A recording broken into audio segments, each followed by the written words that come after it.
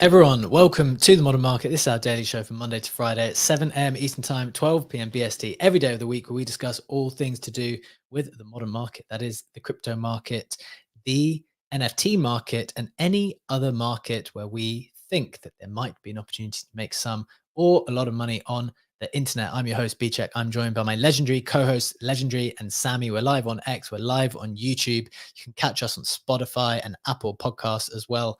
And we're going to get into everything to do with the market in just a little bit. But just a reminder before we get there that nothing that we say here is financial advice. This modern market is exceptionally risky. We don't know anything for sure. So please do proceed with caution and exercise your judgment at all times. Legendary, with that out of the way, it is Wednesday. It is the 12th of June. How are you doing? How are you feeling? GM, that is, if you have any judgment, which is something you used to say sometimes on the intro, which I always liked and always enjoyed. Yes. I'm doing quite well. Arrived in London. My flight was very rarely 30 minutes ahead of time, which Good. not even very rarely. I think it's the first time that ever happened to me, and I've been flying there quite frequently. And I'm enjoying.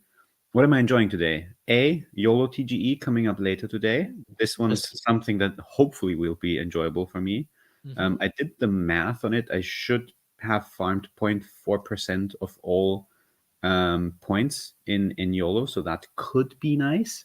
Okay. And I'm amused by the FUD or by the spamming that's going on, or that was going on the ZK Sync Discord, with people spamming, this day has been worse than September 11th. Don't mess with India. ZK Sync, you will regret for messing with India. So people are apparently freaking out there as well because of the very rigid Sybil hunting that has been going on that we talked about yesterday.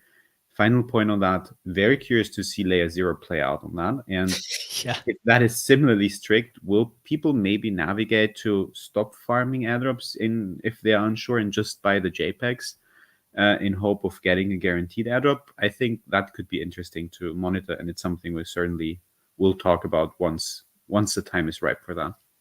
Yeah, look, I think that's a fair point on the airdrop stuff. This is my reflection, or this is my stance on airdrop stuff. Because I know, look, everyone likes free money. Everyone wants to know the most optimal way to go about these things. But this is my position on it, and I appreciate it will be different for different people. It is a fantastic way when you're kind of new and have a low amount of capital to win capital. Like, it is good when you're time rich and maybe capital poor, to kind of play these types of games and get free money, basically, and build your capital stack. The issue that I've always had with it is that it's just not in your hands. And so I like to try to optimize as much as possible for things which I am in control of. And with this airdrop stuff, it's like you're just not in control of how they go about slicing the pie at the end of the day. Appreciate that my capital stack has kind of grown since I've kind of joined the space as well. So maybe it's something I can afford to be like, well, I'm not going to do that stuff as much anymore. But that's not strictly true, right? Because we've all been going for Blast Gold like very aggressively because we identified that as a cool opportunity. But even in that scenario, when you've identified the opportunity, my take has always been, I want to minimize the effort so that if they come back and say, oh, change of plan, Blast Gold is going to be diluted crazily, it's only going to be worth $1 now, I'm just not stressed. I'm not stressed about it. If they came out and said Blast Gold is now a stable coin, it's $1 per Blast Gold. Legendary is getting tense on screen thinking about that possibility. I'm okay. I'm okay with it. I'm not happy about it, but I'm okay with it because I have not put in too much time into it. Legendary, what do you think about that? Blast Gold stable coin? I have to take something back. I said I was in a good mood when the show started, and now we had Blast Gold, stable coin, Blast Gold under $1 or going to $1. That would be massively stressful. I wouldn't be okay with that at all. There you go. Overexposed to Blast Gold potentially. Sammy, welcome to the stage. What's your take on this? How are you doing otherwise?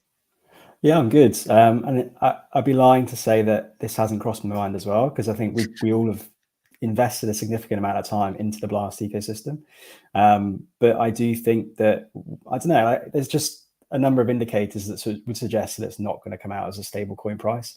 I think that it's going to come out, worst case, say $3, and I can live with that. It'll be lower than what I would like, probably lower than what we'd all like, but I think that I've gone through measures to kind of preserve my capital, so at least I've leaving with the same amount of capital plus the airdrop, as opposed to losing a significant amount of ETH and time to get a suboptimal solution or result from the actual TGE. So I think I'm in a position where I can probably safely say that I'll be okay if it's $3. If it's $1, I will literally, you won't see me for about a month, and I'll probably just go into a hole. So yeah, that's probably where I am with that. Interesting though, isn't it? Like, it's interesting how, yeah, I mean, there's obviously a number that people have done calculations for. Just because I'm in the mood to trigger people, then Diablito is with me in the X comments. Blast gold equals $1. That's what their opinion is. I'd be okay with it was 50 cents, frankly. If I'm going to be completely honest with you guys, Do we that's have how some relaxed I am headlines to about it. touch on, or some other things to discuss? It's getting worse and worse here. Diablito in the Twitter comments. Blast gold equals 75 cents. It's going down as we speak. But no, ultimately, we don't know what the price of gold is. I think the broad perspective is here. It's nice to be in a position where wherever the price comes out, you are happy with essentially free money that's come in. It's not free money, right? Because you're putting in this time, this effort, and sometimes you're burning capital in order to do that. But interesting perspective there. And definitely people have over allocated to ZK Sync if their reaction is that it is worse than very terrible events that have happened in human history. So definitely just wanted to provide some perspective there. Look, let's get into it. As always, we're going to get into all of the headlines and all of the price action in just a little bit. We'll start with the snapshot, which is pinned up top to the Twitter space if you are listening on Twitter. And we're going to do it. If you find it brings you some value today, please do give it a like. Let's get into it, starting with some price action. Bitcoin is flat at 67.3K. ETH is at 3.5K. Also flat. Solana at $151. Big headline to me today, which I didn't see anyone talking about yesterday. Lido-backed restaking protocol Symbiotic fills $145 million worth of ETH. That was the cap that they had in 5 hours. This is a restaking protocol which is intended to compete with Eigenlayer by the founders of Lido. So we're going to dive into those details a little bit. You know that we've spoken about restaking very often on this show as a big change, or a big move for Ethereum, but also just a big opportunity for people who are parking their capital somewhere. So we're going to dive into some of the details there. Number two, CryptoPunk's floor breaks beneath 30 ETH. The floor is now 28 ETH with bids no higher than 23 ETH when I checked last. We had a little bit of a talk on this yesterday. Would be interested to hear other people's opinions today. And finally, Pudgy Penguins and Lil Pudgy surged 6% and 14% respectively. They are now at a 10.7 ETH and a 1 ETH floor respectively. Want to touch on that a little bit too. Getting into some broader price action, we've got CryptoPunks at 28.9 ETH, Bored Apes at 11.5, down 2%, Mutants at 1.9, DGods flirting with the 1 ETH floor now, just over 1, down 9% in 24 hours. Captains at 3.3, Azuki's at 3.8, Penguins, as I said, up 6% to 10.7, Mad Lads at 66, Solana, and the Nouns winning bid was at 4.8 ETH. Legendary, that is the price action. Those are the headlines. Before we get into the headlines and the discussion point today, I wonder what has been capturing your attention in the market. Absolutely, yeah. If we take a look at the Mintify heat map on the ETH side of things, it's a collection I like quite a lot, and it also fits one of the pieces of news that we have for today. And it's the CryptoPunks, the V1 CryptoPunks, Okay. who are up quite a bit. They're up 20% Wow. over the last 24 hours. So they are basically countering the CryptoPunks dip, or someone has been sweeping a shit ton of them. But however, they are up 20% and back at a 2.4 ETH floor. Fascinating. Okay, so hang on. Let's just take a little bit of a look at the chart here. So in the last 7 days, they've gone from a 1.74 ETH floor up to a 2.4 ETH floor. Remember, I'm sharing this on the screen, guys, if you want to prefer to be watching in, looking at the V1 CryptoPunk floor. Just quickly, Legendary, just set the scene for people who might not be familiar. I know many people will be. What's the difference between a V1 CryptoPunk and the V2 CryptoPunk? Why are they not the same price? And why do you think this is up 20% then? Yeah, absolutely. So the CryptoPunks, the ones that are now sliding under 30 ETH, are the original collection. However, the older collection is the CryptoPunks V1. There was an error, there was a problem with the smart contract. Hence, Larva Labs then basically decided to remint them and to remint the CryptoPunks, which are again that historical NFT, that legacy NFT that we will be talking about on the show. However, the V1s are the older collection. They are not like officially endorsed anymore by Larva Labs, but it's minted on the smart contract and on the wallet. And obviously, fans of the V1 CryptoPunks like to call them the original punks. The only thing is they are just a bit older. They are the result of a mistake. They are, call them a misprint if you want that. And I don't know. I just like that underdog story with them. And in the last bull market, they pumped up, I think, to what was it, 7 to 8, 9-ish ETH floor, with Rarapunk selling for quite a lot. But they obviously don't have the same form of community as the original punks. But it's nice to see them up 40% on the week. Okay, random question here. Is there any chance, you know how people talk about, well, is there, okay, so what do you attribute the rise to? Given that the other one's sliding down, why would this be up? Now, I appreciate that this could be not on a lot of volume necessarily. I'm trying to look at the buyers here. It seems to be like one person bought 4, 5-ish in the last 4 hours. That's kind of moved the price up a reasonable amount. And the floor was actually as low. Well, there was one on the floor for like 1 ETH. So as always, sometimes these more illiquid collections, you can move the price quite quickly. But what are you attributing this to? And is there any world in which you think this is where people could see some significant value in future because of the misprint analogy? I like the misprint analogy. It's not very frequent on the timeline. They don't get a lot of attention share, so that's just me fanboying a bit for them. Could there be a world where they pump and overtake the original CryptoPunks? I don't think so. Could there be a world where punks are suffering more and more people think it's funny to pump the V1s because Yuga Labs isn't touching them? That I could definitely see, like the That's trolling kind of what I meme was element thinking, of it. yeah. Maybe this is what's going on or will be going on, but I don't see them sustainably overtaking the original CryptoPunks. That would be very, very, very far-fetched. Yeah, maybe that's the kind of thing I was thinking. Like, could someone just think it would be funny if this overtook the main, or what is now the main collection? Interesting call out there. Appreciate that perspective. Legendary. Sammy, what are you seeing in the market? What are you finding interesting? So mine's a little bit left field. Like I had a look at both the Mintify heat maps for Blast and ETH, and it's relatively red apart from the stuff that we've said. And it got me thinking, well, what would catalyze the next NFT pump?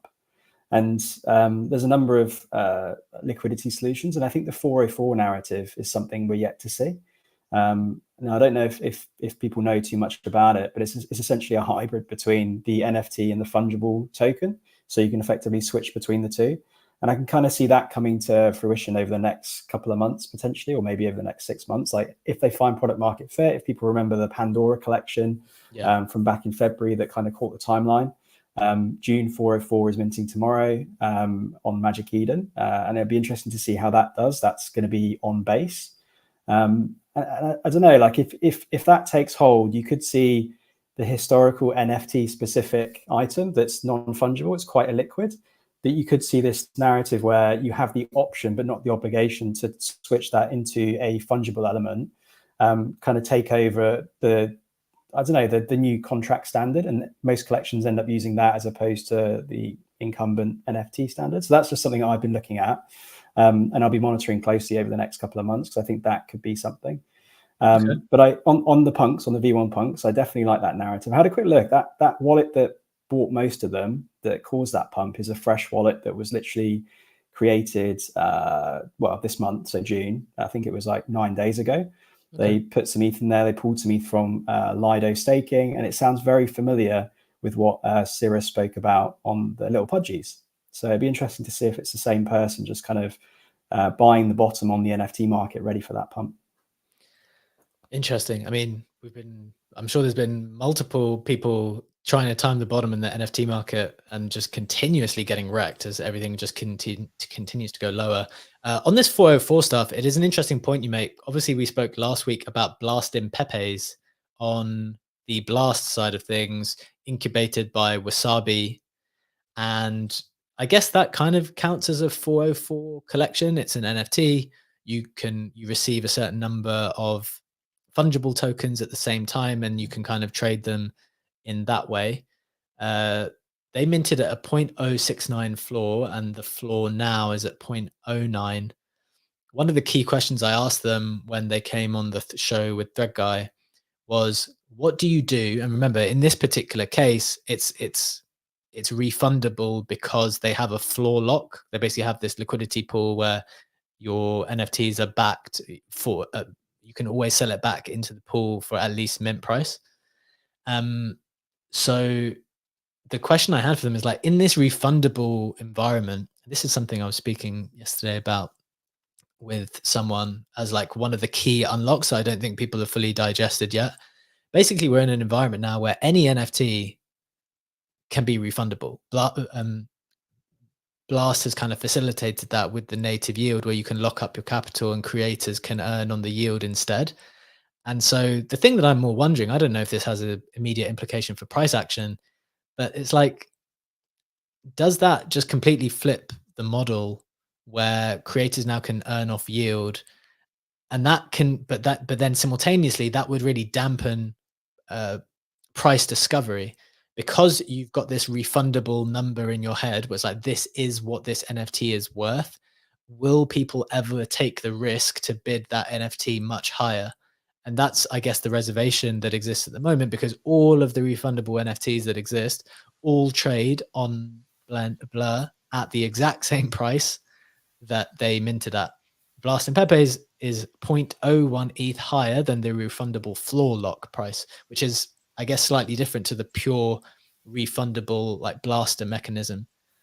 But that's something I was thinking. Sammy, did you have any kind of comeback on that? I think for someone buying it gives that psychology that you can't necessarily lose money on the mint price. So it kind of gives that floor, and it becomes an asymmetric bet, because obviously if that creator then decides to add additional value, and you look at like PackRec as an example, like OSF has effectively created PackRec as the RLD on Blast. Yep. And each week, I think it is, up until TGE, holders can claim a free piece of artwork on Blast, which is like additional utility. And you look at NFT Stats, like he's creating a Discord for his holders of his photography collection. So I think there's ways that people are going to start driving value, and I think that value is going to accrue above the refundable price. Now, if people genuinely like what they're doing, they might tip them in the sense that they make it non-refundable. So they upgrade the NFT on Blaster. Sure. To then essentially give those mint proceeds directly to the creator. So the creator can benefit by driving more value to holders, and then the holders can reward them through that non-refundable feature. Yeah. So I think there's definitely upside. It's just down to the individual creator as to how they drive value to the holders. Yeah, I definitely get that, and I think that there's interesting ways to potentially tag on value, so people might legitimately want it rather than just farming for gold. I guess my question at the moment, and I'm glad you brought up PackRec, because I wanted to see factually, do the prices go much higher than that refundable price? So I'm going to look up NFT Stats' collection in just a second as well, but PackRec mint is currently at a 0.169 ETH floor. Sammy, do you remember what you minted it for? It's exactly the same, so 0.169. Okay, so there you go. So even if there seems to be an additional set of value being created, still trading at the exact same refundable price. And is it called GM Stats? GM Photography. GM Photography, that's the one. Let's see how GM Photography is trading by NFT Stats. Okay, this was a 0.5 mint, and the floor is at 0.59. Interesting. Legendary. you're a minter of GM photography, as am I. I think Sam might be as well. Any reflections on this conversation of the refundable stuff? I think the refundable mints are super smart. We talked about, and I'm going to link all of these in a second. We talked about Arbitrum and the gaming fund, where like people are fudding because Arbitrum is giving out grants in ARB, and then if a project wants to use that money, they have to sell Arbitrum. We had a free mint meta with tokens like Goblin Town pumping to more than a 10 ETH floor. Free mint, very hard to make money as the creator of that unless you keep a couple NFTs to yourself, and then again you have to dump them. You have to impact the market in a negative way. With that refundable mint, or with the refundable meta, it's very different to a free mint to me, because you basically determine the collection size and you determine the amount of ETH that you will safeguard if your collection mints out and earn yield on that. And you basically have a quote unquote fixed income as long as people are happy to keep the NFT and not refunding that for the mint price. And if there's a surplus demand on the market and people actually want to be a part of whatever you're doing with that NFT collection, then they will have to buy on the secondary market and they will have to pay a higher price than the mint price. But you don't have to affect the market in a negative way to profit as the creator of that collection, because you basically want to keep as many people happy so that they don't refund and be able to earn your yield of their collection, which I think is a quite significant change if you want to implement a collection that's not speculating on pumping the secondary market, but wants to offer some kind of utility, like the Fantasy Top site that I can't recall, that does all the data analytics, which is a 0.2 ETH refundable mint. As long as Fantasy Top is relevant and people want to have that edge and use that website, the creator of that, they are going to earn on the yield. And I think for non-speculative NFTs, for something that's more utility driven, it's a fantastic model.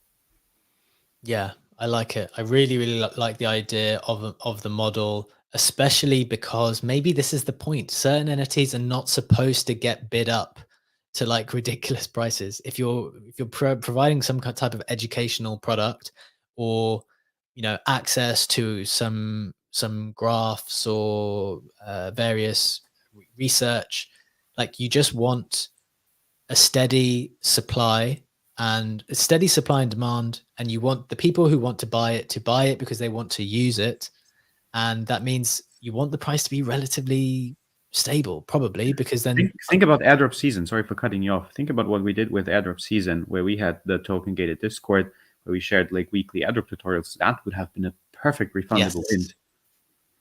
I agree. It would be so good. And like, look, if you don't want to be part of this this club anymore, where we talk through these strategies, just sell. Take your money back. We earned the yield for the period of time that you participated.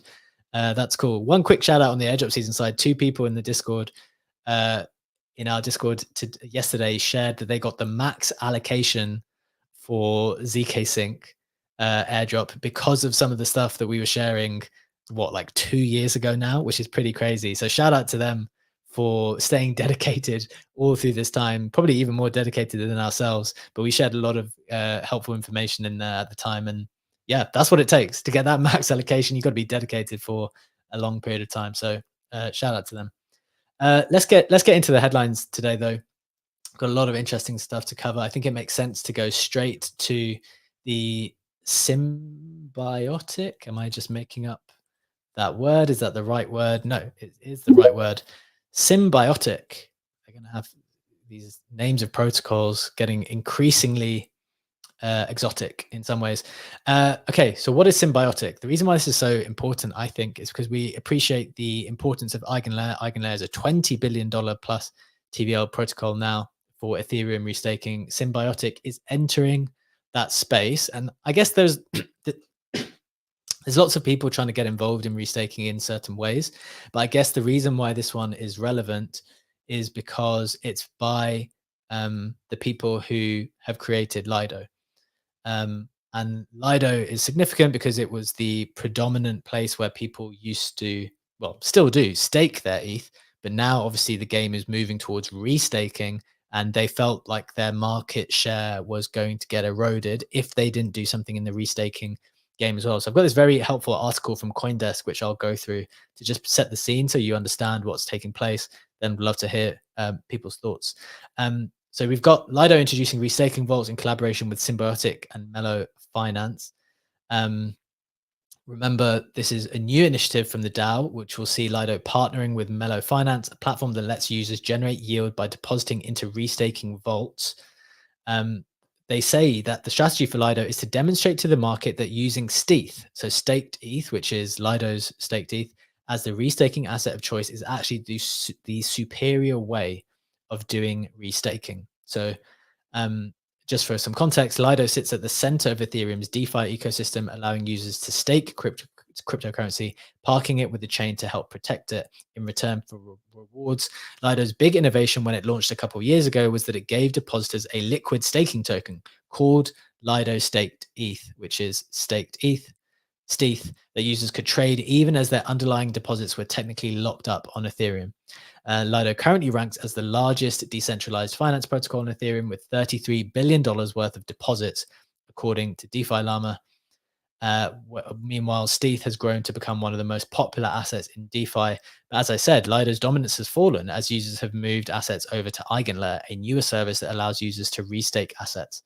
I think one of the key other things to point out is the key difference. So what I was going to say is, I think I pointed this out in the snapshot. This was from the Blocks article. The way that they're trying to differentiate themselves is they say Symbiotic differentiates itself from Eigenlayer by allowing the use of various ERC20 tokens, not just limited to ETH and specific derivatives, which could potentially increase protocol inflows. Initially focusing on staked ETH, Symbiotic will be adaptable to a variety of protocols, offering third-party protocols control over aspects such as asset support and node operator selection. So that's a quick TLDR on why we think this is important, what's going on with this Lido-backed restaking protocol. The final detail is that it filled up its cap of $145 million worth of ETH in 5 hours yesterday. I didn't even know it was happening. I just saw the news after. Otherwise, I probably would have deposited something too. I'll probably be keeping an eye on when it reopens. But definitely want to throw to Legendary first on this. We've also got Bread on stage, who's very knowledgeable on all things restaking, so I want to hear from him too. Legendary, what are your thoughts on this Lido-backed competitor to Eigenlayer? Yeah, I think it's a super interesting protocol. As you said, with the differentiating factor being you can restake other tokens as well. And that is still something that I want to wrap my head around in terms of what does it mean? What is there additional risk by doing that? Is it actually something, is it something bullish for the market if a shit ton of people are restaking their, I don't know, pick any random token, Pepe, Ape, whatever it is, and we take supply off the market and that's restaked? How is where's the APY on that coming from? Is it different to the APY of the ETH that you would be restaking on Symbiotic or an Eigenlayer? So there's, to me, still a lot of question marks on that, but I do find the concept very, very interesting. Okay, that's actually one of the key things I needed to do more research. That was one of the things I picked out. Like, I need to check that more. The fact that you're just going to offer other assets which can be deposited, clearly there must be some implication as a consequence of that, right? And I definitely wanted to dive into that more too. So I appreciate you calling that out. Bread, welcome to the stage, my friend. Would love to hear your thoughts on this. Know you are very knowledgeable on all things ETH and staking and restaking. What are your thoughts on this Lido-backed restaking competitor to Eigenlayer? Yeah, GM guys. Okay, so quick hits. One, yeah, obviously the big thing is just that it is Lido, right? And Lido has always been the dominant staking, liquid staking token. You call that out. That alone will make it exciting.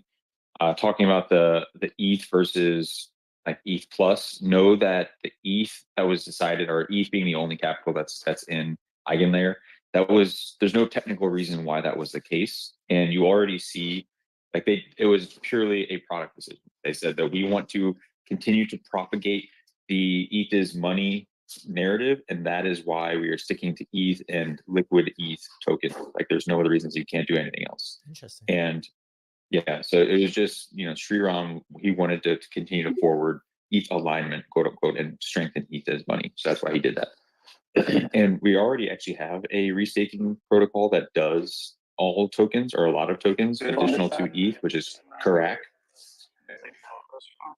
Sorry, John, if you could go on mute, please. Thank you. Yeah, so Karak is a Cosmos ecosystem liquid restaking. They take a bunch of other stuff too. So there is a restaking layer that does additional stuff. And then answering Legendary's question about like where does the yield come from? The yield, it's actually the exact same, right? So the token that you put in has its native yield. There actually is some with liquid staked ETH because that stuff has, ETH staking rewards. So you would not have your basis going in, right? That doesn't change. And then everything within the actual restaking protocol, whether it's Eigenlayer or what this would be or Karak, all comes from the AVS is built on top of it, right? So like you restake in this thing to secure additional services. The additional services are the things that should have been or would have been built outside of Ethereum or whatever the protocol that the contract is on, and it secures those things. And those things theoretically could generate either revenue and give you some of that, or they will have like a governance token and some shit that give you part of that. So the yield always comes from whatever is built on top of the restaking stuff, not like it doesn't matter what asset you put in. And yes, obviously stability becomes a question if you have like really volatile assets. Got it. Super, super helpful, Brad. Thanks for explaining that. One follow-up question from me then. I think to the average crypto participant, maybe even to the slightly more sophisticated crypto participant, but it's new to this restaking stuff, I guess the question will be now, okay, we've got Eigenlayer. That's been proven at a minimum. Don't know if it's successful yet because it hasn't like gone fully live and we haven't seen it operate hugely, but it's certainly attracted a lot of capital. We've got Eigenlayer. You mentioned Karak as well, which I think has also gone over $1 billion from, if I remember correctly. We've got Symbiotic now too. First question is, what do you see taking place when it comes to this kind of competition that's emerging for this Eigenlayer style protocol? And then B, like, do you have a preference here? Appreciate it's like your personal take there, but like, is there a preference? Are you playing it a little bit, like trying to deposit a little bit everywhere? How are you thinking about that? Yeah, I haven't gotten involved directly with Karak, although I haven't wanted to get some exposure through the Pendle stuff, just similar that we did for the Eigenlayer thing. And honestly, it's the same conversation we have every time we see something new come out, and then we see a bunch of forks. Even though Lido is an established player with a huge amount of TVL and Lido stake ETH, I like Eigenlayer is the first mover, right? And like I'm not going to waste a ton of time on not first mover in anything that launches, because as we've seen time and again, like typically winner wins and the winner keeps winning. So like I don't want to deviate from that too far, although I will take exposure. So yeah, Symbiotic comes live, I definitely want to see it. I definitely want to throw a little bit of ETH at it just to get exposure. Same thing with Karak. But I'm not worried about them, or I don't see a future where it flips for at least the short to medium time frame. I love that learning, which is one of the key things I've kind of taken into this cycle from last cycle, which is winners win and thinking about first movers. I think we've definitely seen that play out with EtherFi, for example. Again, as one of these protocols that kind of takes your ETH and deposits it into Eigenlayer for you. But there were many protocols that were kind of vying for attention and capital to basically do that exact same task. One of which I actually invested in and basically shut down operations pretty recently because I think, I don't know the full details, but I think they failed to kind of grab the attention and capital required when EtherFi just kept winning so hard. And there are a few other ones that have done fine too, like Renzo and some others. But as you say, EtherFi seems to be winning so hard in that environment that it's hard for other people to compete because people like to back the winners and they just keep shipping so hard. And because they, I think, came to market first, at least in terms of their token, and it's performed exceptionally well. It's hard to look elsewhere. I don't know if you've got a final reflection on that, Brad, before we move on. Yeah, I was just going to say, like, I think it's honestly just if you go through the user flow of the vast majority of the space, anytime you go about staking or doing whatever, what do? Right? You go into something that you don't really understand, you sort by the biggest thing, and then you assume the biggest thing is the safest thing. So because you don't want to do the research, you go into the biggest thing, even if it's less rewards, right? And then none of that might be true, but there's this space is so complex. That's typically how the flow goes. So whoever wins early, then everyone after that comes in and says, well, these people are the biggest, so it's probably safe and or good. Everyone before me made the good decision. I'll just follow them, and then they do that thing, right? Or maybe you go to the second one or the third one because you want a little higher APY or some shit.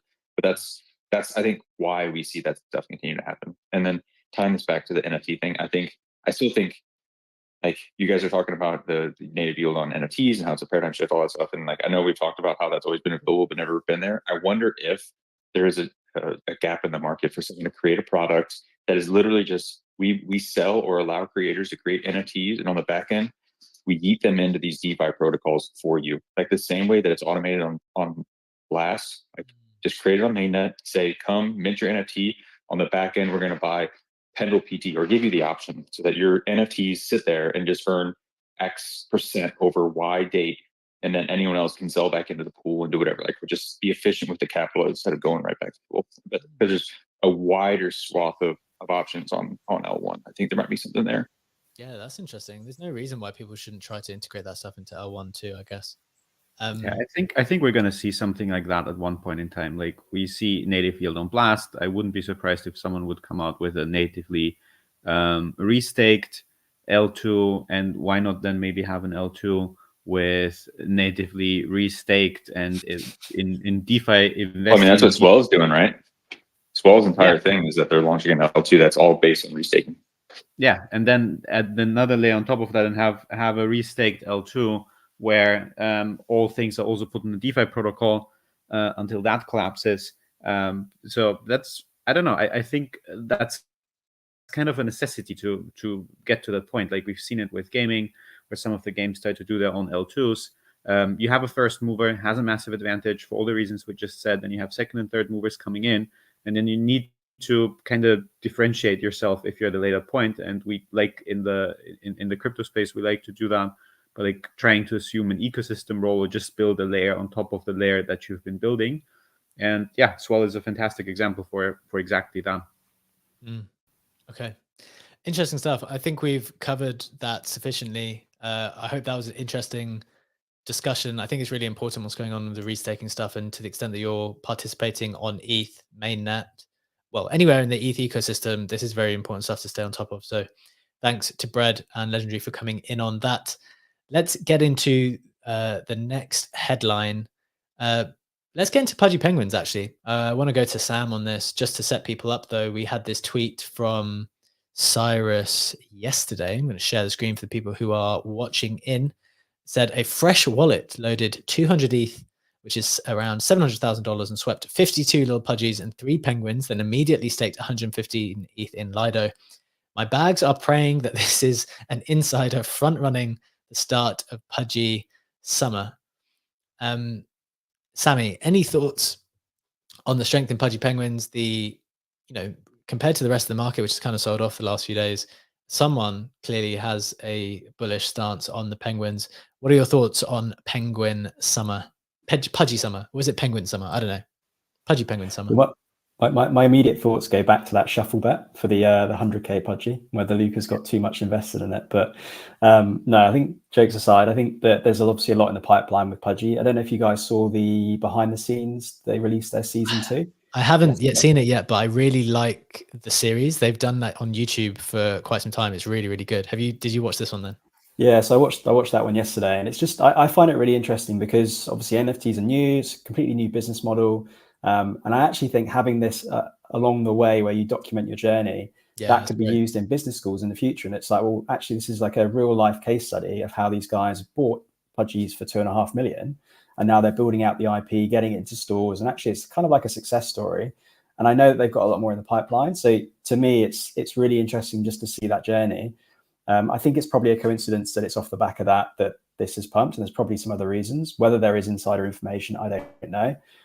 But yeah, because it's a fresh wallet, there is always that concern. But I do think that Pudgy's, the IP is so great. They're getting airdrops. They're obviously well renowned in the space. They're genuinely connected to like ZK Sync for the gaming side of things. So they've just got a lot in the pipeline, whether it's securing partnerships with Walmart, eBay, or whatever it is. Like they're looking to kind of break out of that bubble, and their GIF is absolutely exploding. So I think there's a lot of potential there. And if you've got a bet on Pudgies, I think that's kind of a bet on the NFT ecosystem as a whole at the moment. There's a lot of positive sentiment around it. So yeah, it'd be interesting to see. I don't know whether it's going to catalyze like an NFT summer, but I think Pudgy could break out and do their own thing, which kind of elevates that whole ecosystem a little bit higher. So it'd be something that I'll be watching. But yeah, I'm bullish. I just don't know what that news is yet. Yeah, I think that's fair enough. I do have noticed in my own behavior, like when I look at the chart, when I look at the market every day, I always check on to kind of ascertain the health of the market. These are the three that I pick. Legendary, I wonder if you think this is fair or unfair, or if you'd add anything to this mix. The health of the market is determined by the health of the NFT market is determined by CryptoPunks, Pudgy Penguins, and still Bored Apes to me. Like I still check the price. They're still like $50,000. I know people like to take swings at Yuga Labs for various reasons, but it costs $50,000 to buy a picture of an ape. Like that's still a significant amount of money. Would you argue with that? Are those the three that determine like NFT market sentiment? Do you have a take on that, or anything else to do with the Pudgy Penguins? I'd probably add Miladies to that as well. Okay. Because now they're like so strongly in the culture, in the airdrop meta. Whereas I feel like Bored Apes and Punks are at the moment like even a bit interchangeable is too strong of a word, but maybe stronger correlated in terms of the floor price than say Apes and Miladies. So I would definitely have them added to the mix as like a more cultural asset in terms of the like current 2024 meta culture added to that mix. Interesting. And in terms of the Pudgy sweep, maybe someone knows more about the discussion that we had. When was it, last year, on the Pudgy token? Maybe there's some more news in the background on that, and someone might, I don't know, have learned something and is buying on that news. Could be the case, especially if you go for little Pudgies. If I put my tinfoil hat on, and you go for little Pudgies because maybe you've seen the distribution of a potential Pudgy token between Pudgies and little Pudgies, and then you think, oh, the little Pudgies are underpriced. Again, I have no insider info on that, but that was my first like gut feeling. Oh, could be token related if someone buys a shit ton of that on a fresh wallet. Yeah, we're definitely into the season now where it's going to be wild speculation. If anyone buys a hell of a lot of penguins, it's just going to be like that. That is realistically going to be in people's minds, and I think that's fair. It's fair for us to think that it's going to be in people's minds. It's fair for a person to think that, but as you say, we don't know anything for sure. Final question, Legendary Pudgy. When you're thinking about penguins at the moment, which are pushing 11, little Pudgies are 1, so 11 to 1 between the main like big asset versus the little one. Obviously, there are those Pudgy rod things as well in the ecosystem. I don't know if they're significant or not anymore. Is that a good differential? What do you think about that gap? I mean, it depends. Again, if you talk about it from a token perspective, it depends on how the token distribution is going to look like. And I know we had the discussion on Bored Apes versus Mutants. And I think it was Stats who back then had the very, very helpful comment, which I had forgotten as someone who's gotten the ape airdrop back then, that for the distribution between mutants and apes, they just looked at the floor price at a specific time very close to TGE and basically took that ratio as the distribution ratio between apes and mutants. So because that is a scenario where like nobody is like pissed or nobody walks away losing, or it's quite fair. Like this is what the market is trading at. This is how we're going to distribute the airdrop is a sensible approach in my opinion. Okay. I think that's all pretty fair. As you say, as soon as people know details about tokens, then things start to become very correlated. Kind of like meme land at the moment, where if the meme token is up, then the captains go up. If the meme token is down, the NFT goes down. Although, as we pointed out the other day, that didn't happen, which was kind of interesting to see. Let's keep it moving. We want to get to the final headline for today. And then we also want to touch on get into the Web3 roundup, which is to get you up to speed with everything else that's been happening in the space the past 24 hours. Let's get to it. As always, it's from the snapshot, which is pinned up top. I'm showing it on the screen for people watching live on X and live on YouTube as well. Number one, Trump comes out and says he wants the remaining Bitcoin to be mined in the US, going pretty aggressive on the pro Bitcoin front now. That is interesting to see. Number 2, Binance Labs invests in ETH L2 Zircuit, which is an AI-enabled sequencer level security. L2. Interestingly, I'm definitely in Zircuit in some capacity. I can't remember how. I don't know what I've deposited into it. I know I'm deposited into it, but it's nice to see that it's been backed by someone big now. Number 3, Polygon begins $720 million community grant to attract promising projects. We spoke about Arbitrum's grants system at the moment. Polygon unlocking this huge amount of capital. I think this is spread out over 10 years potentially.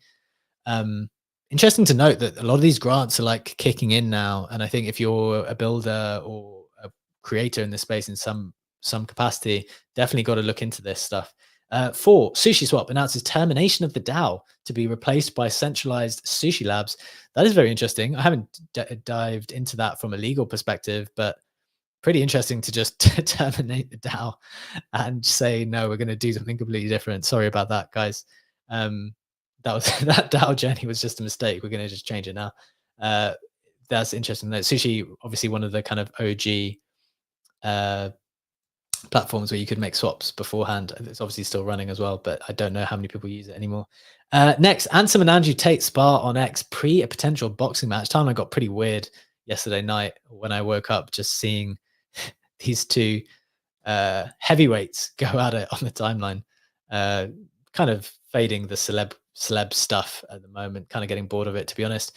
And finally, Martin Shkreli sued by PleaserDAO for $4.75 million for releasing private NFT album by Wu-Tang Clan. Remember, they released this NFT that was like the owner is the only person who can ever listen to this album. Apparently, Martin has been sharing some of the audio somehow. I don't know exactly how it happened, and now is facing a lawsuit on it. Timeline getting a bit strange, to be honest. I thought maybe we'd spend the last 8 minutes of the show today. We touched on CryptoPunk stuff yesterday. Yes, it's going down.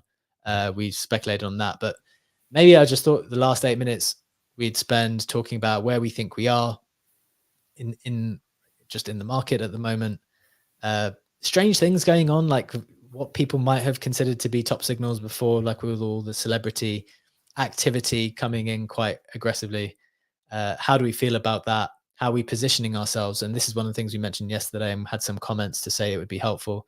Like, to the extent that you want to start taking some chips off the table and want to do some like less risky stuff, rather than like having all your coins in meme coins to get the 10 to 100x on that, what type of things could people be doing? Maybe we'll go to Sammy first to hear from your perspective. Like, how are you feeling about the market at the moment?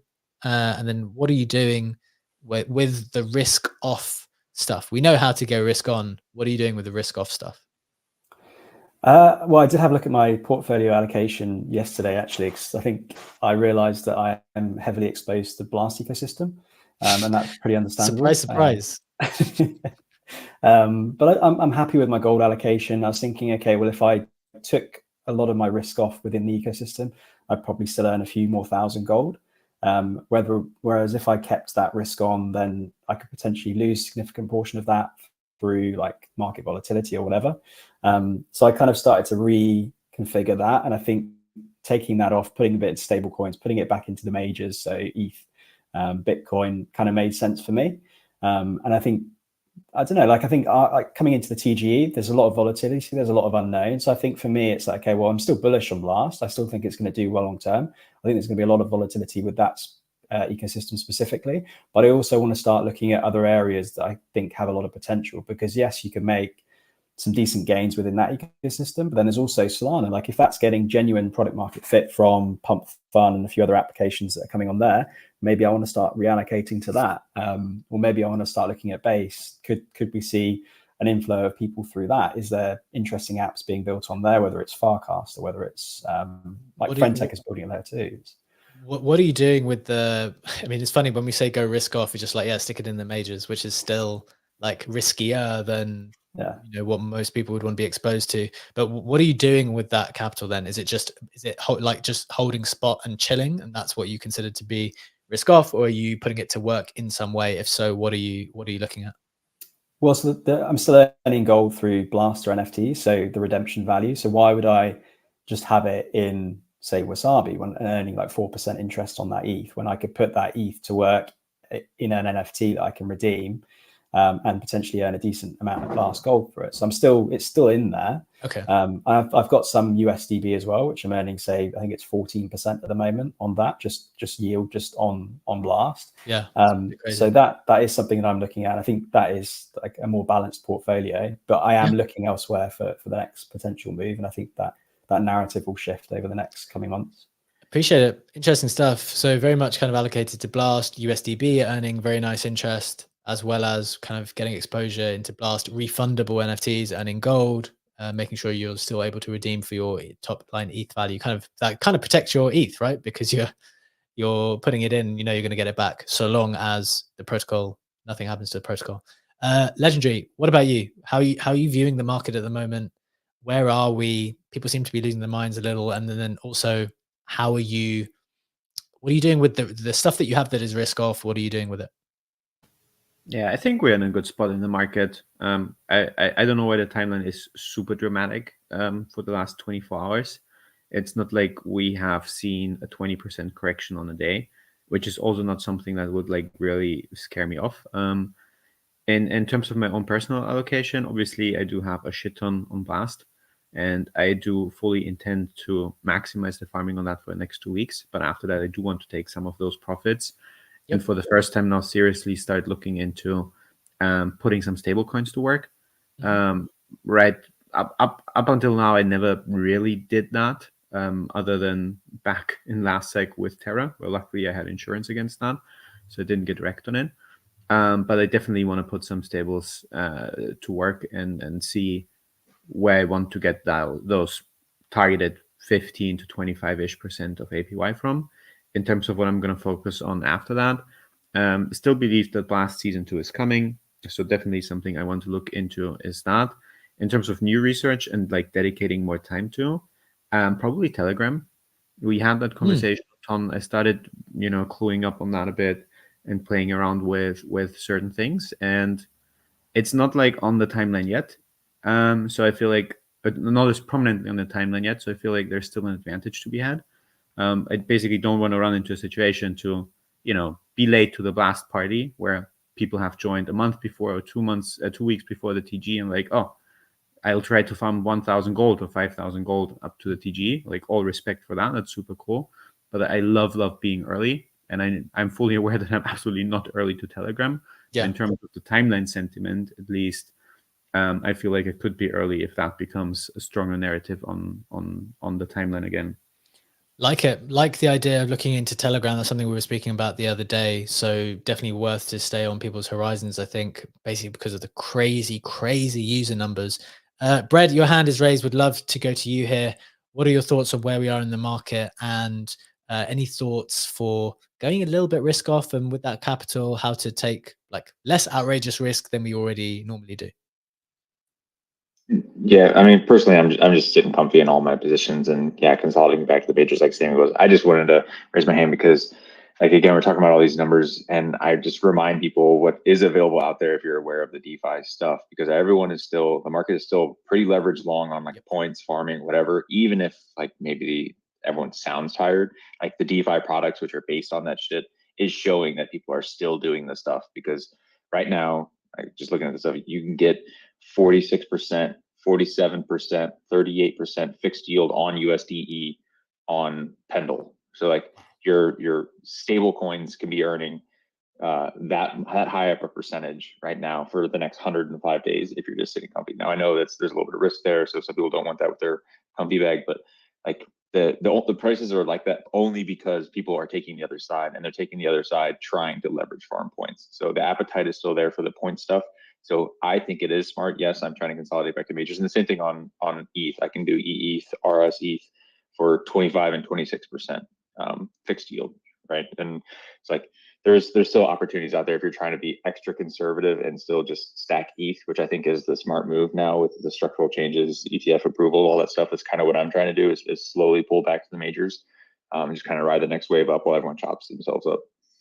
really, really helpful perspective. As I think you're correct to say that most people are not looking at those DeFi protocols to get a sense of what kind of risk appetite the rest of the market has. And it's nice to kind of double check as a reminder to know what's available to you if you were to just purely lend your dollars out. So that's very, very helpful. Appreciate that, Brad. One thing from me before we close out today that I've been doing, I think I've mentioned it not quietly, but I've definitely mentioned it on the show, is that NFT lending. Like I'm obviously quite proficient on NFT lending, whether it's on protocols which are like fixed term, but also on Blend at the moment. Like you could get maybe a week or two ago, you could get like 50% loan to value loans and earn 30% 30% interest. It's like that's a great deal, like a really, really great deal for a protocol which is very trusted, a great return on a Pudgy Penguin, which is like, you know, as far as a blue chip asset that you can get at this type of stage of the market and where we are in the NFT markets development. You can get some top assets, and that's the kind of return that you can get. And once you realize that, then you start to think, well, okay, I'm taking all this protocol risk on Blast, and I'm taking all this protocol risk doing other kind of insane things. It's definitely worth keeping an eye out. And that's why it's, as Brad said, it's important to keep an eye on these rates across the board so you can compare your risk, your kind of risk off rate of return when you're just kind of putting your ETH or stables to work in one way versus the more exploratory stuff when you're going off using new protocols, trying to get, I don't know, a 50% return on capital or double up or something like that. So definitely worth keeping an eye on that. But we have run over, so I hope that was a useful show as always today. Thank you so much to my co-hosts, Legendary and Sammy. Thank you to Brad, always providing excellent information and insight on all the more complex aspects of crypto. And thank you so much for joining us. As always, we do this every single day, Monday to Friday, 7 a.m. Eastern Time, 12 p.m. BST, every day of the week. We will be back with you tomorrow. Have a wonderful day. Take care and bye-bye.